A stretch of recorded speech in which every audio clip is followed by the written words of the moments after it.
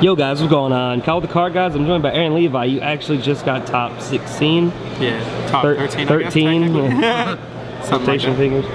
You were playing a really crazy deck that was very unexpected. What do you play? I am playing a 60 card Zodiac, Paleozoic, Lawnmowing, Frog, Lost Wind Turbo. That is the name of my deck. Oh my god. So why'd you end up playing this deck? I feel like it has an incredible matchup against Zodiac. Zodiac just absolutely can't handle trap cards, especially certain Paleozoic cards like the Book of Moon and the Dynamiscus and stuff like that. But it's just, I feel like it's really solid against everything. I wouldn't lose to a 60 card Infernoid if I were to play it or something like that. Just because, you know, me having 60 cards, they can't lawn mowing. I can win a grind game all day, every day. Of course. So, but what were your matchups like?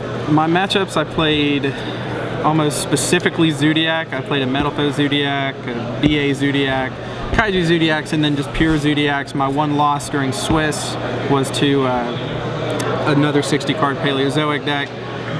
Very ironic. Yeah, he was able to resolve a lawn mowing that was just brutal. But it was very good play. That was Michael Campos. Shout out.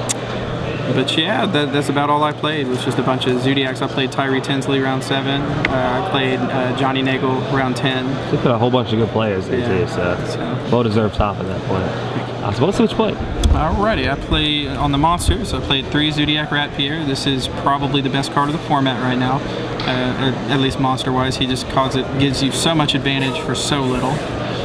2 Zodiac Whiptail, DD Warrior Lady.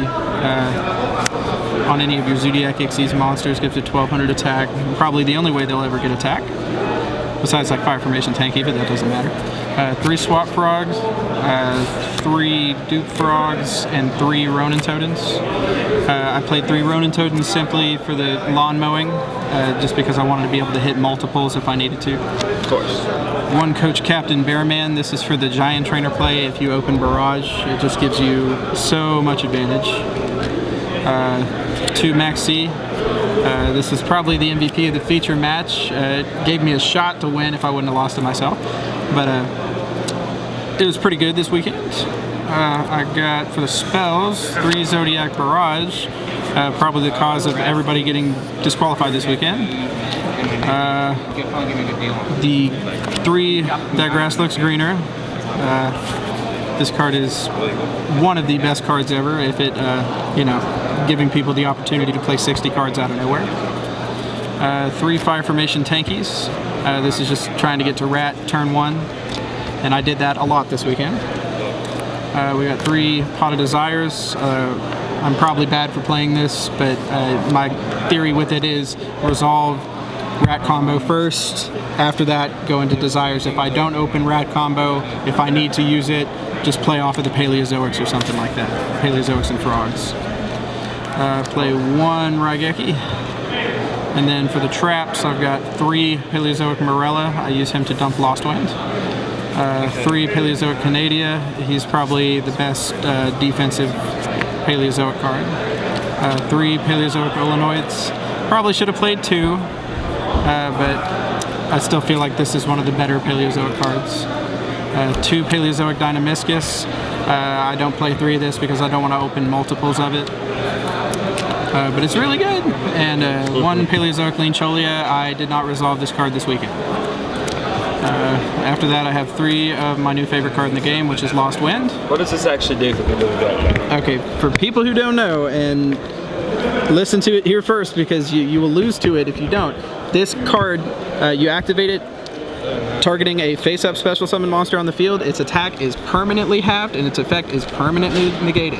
If your opponent special summons a monster from the extra deck, you could set this card to your grave from your side of the field. It gets banished once it leaves the field, but it gives you another opportunity to use a trap card. You cannot activate it the same turn it's set.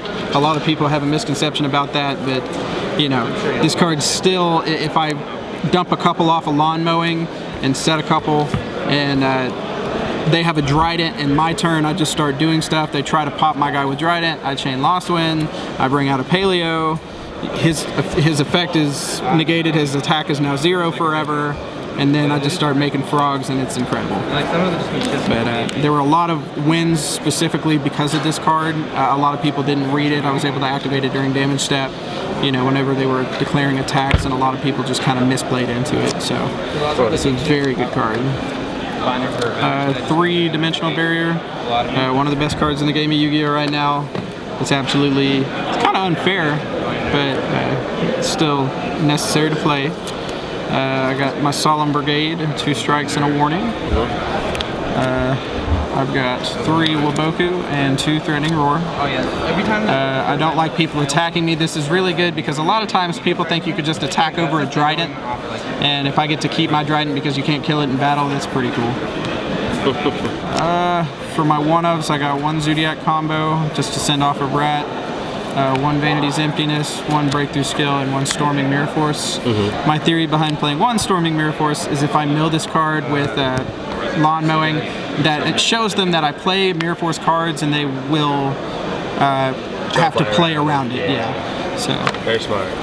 Other than that, whenever you resolve it, it's super good. But that is it for the main deck. For the extra, we've got 2 Trident, 2 Broadbow, 1 Borbo, and 1 Tiger Mortar. And that is my Zodiac engine. I wanted to play a second one of her, but the space is really tight in here. I've got 3 Totally Awesome. This card is actually just insane.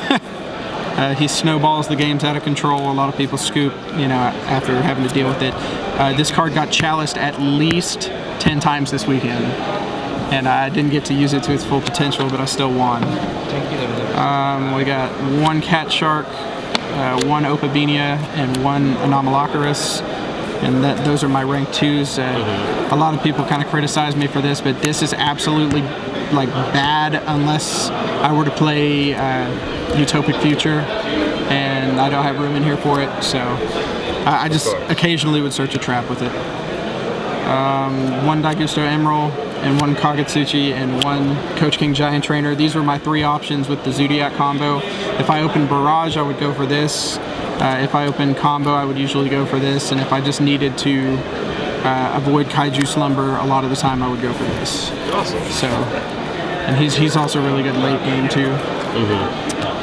As for the side deck is probably what did a lot of the work for me this weekend. I've got 3 Kaiju Slumbers, 1 Gamma Seal, 1 Kumongus, 1 Jizikaru, and 1 Thunder King Lightning Strike Kaiju.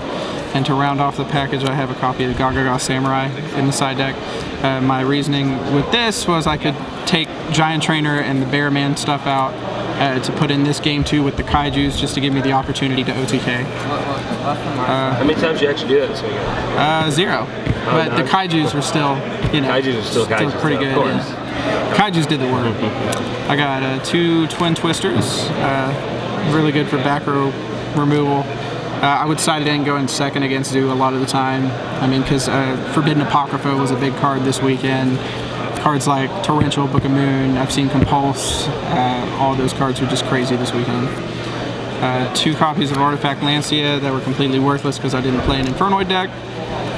2 copies of Barrier Statue of the Torrent. I just wanted to have a card going first against Zodiac if I lost game 1.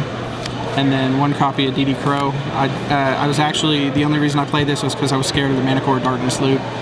If I saw somebody was going to try to play that, then Crow. Stop that, you know, let me draw 30 cards or something like that. But that finishes off the deck.